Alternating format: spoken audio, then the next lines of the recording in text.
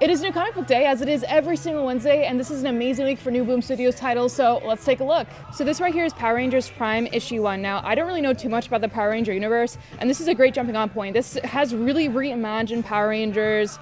It's so like cyberpunk and sci-fi. So Earth was actually colonized by an alien species, so now this alien species, alien refugees and humans all live on this planet together, and of course there's going to be conflict. And being a Power Ranger in this world is kind of generational. So the main character Laura comes from a long line of Power Rangers and is currently on the run because being a Power Ranger is illegal. They're literally hunting them down. Laura is fully on the run in this issue, fighting for her life, and two students from Angel Grove University end up discovering her. I'm also a big fan of the writer on this series, Melissa Flores, and the artwork in here is phenomenal. I genuinely love this. As somebody who is not too well versed in Power Rangers, this might be my new favorite Power Ranger story that I have read. This is Minor Arcana issue 3, written and drawn by Lemire. I'm really loving this series. The motif of this series is tarot cards. Actually, every single townsperson in this series represents a specific tarot card. The main character, Theresa, left her small town and is back years later to help take care of her sick mother, who is a town storefront sidekick. Theresa does not think she's legit, but Theresa soon discovers that she's actually the one with the psychic abilities. But the question is her mom legit or not, now that we know psychic abilities are actually real in this world? Theresa is having a hard time. She's going through a breakup. On the first day here, back so far, she's already made an old lady cry and got into an argument with her mother.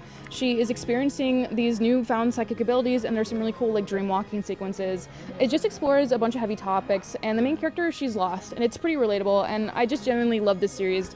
Definitely check out Minor Arcana issue 3. This right here is I Heart Skull Crusher issue 7. This is a second story arc in the series. This is a YA Madmaxian wasteland world about an extreme sport called Screaming Paintball that has Thunderdome vibes. The main character Trini wants so badly to be a Screaming Paintball player. Her number one idol is the Screaming Paintball player called Skull Crusher. Finally, Trini has the opportunity to try to become a Screaming Paintball player. She has to put together a team, and nobody really likes her. She puts together a team of unexpected underdogs. These people start off not liking each other, but in the end it feels like a found family trope, which I love. But never meet your heroes. As they say, things are not always what it seems. Currently, our team is split up. Trini has a brand new team in which she's not happy about, and now every single person wants Trini dead. I'd say this also almost has wrestling vibes in the sense that all of these players have these really cool personas. Pirates show up in this issue. It is just a lot of fun. It has manga vibes. It's just it's a fun world. I really like this series. If you want to catch up, check out volume 1 of I Heart Skull Crusher. If it has a spine like that, by the way, you could also find those at bookstores in addition to comic book shops. James Tynion IV and Michael Dialynas are back with Wynd. This is a brand new arc within the Wynd series. This is actually going to be the final chapter. This is a really cool high fantasy world. The main character is queer. There are multiple volumes out already, so if you want to catch up and binge a series, absolutely you can do that.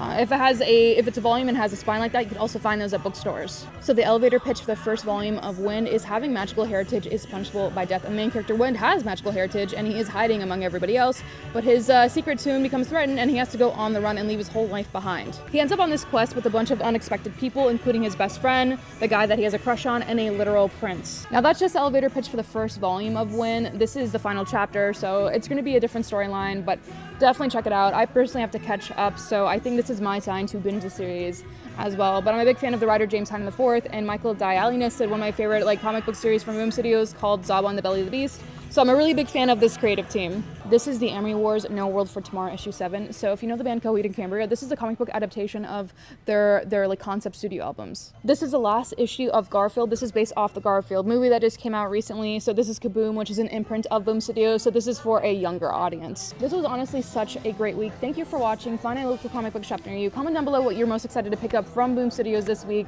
And yeah, I'm here at Things from Another World in Los Angeles. So if you're in LA, check out the shop. It's one of my favorite shops in the area. And once again, this video has been brought to you by Boom Studios.